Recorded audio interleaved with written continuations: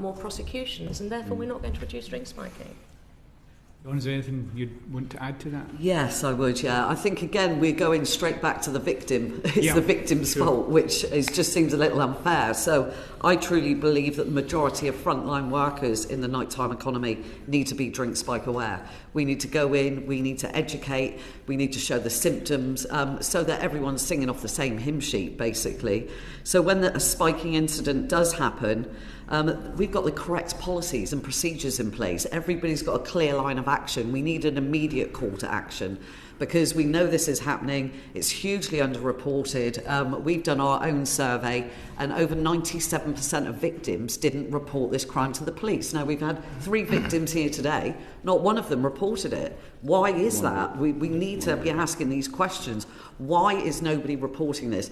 I asked 20 male victims to come up to represent here today. Not one of them would come forward. And I was like, why wouldn't you come forward to help other people?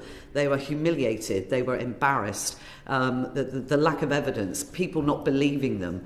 And it's such a shame because, you know, at this stage in the game when I know this has been happening for years, I've been campaigning, like I've said, for years.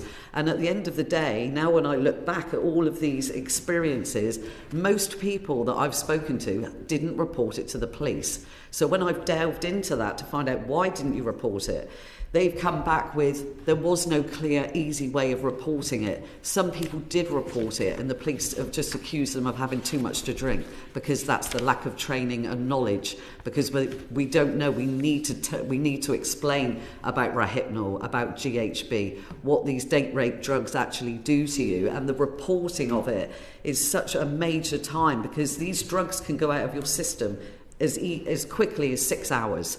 So if that is the case, if you've gone out for a night out, somebody's put Rohypnol in your drink, then you've gone home, whether you've been sexually assaulted, whether you've been robbed, the next day when you wake up, you're going to feel really hazy. You're not going to know what's happened to you.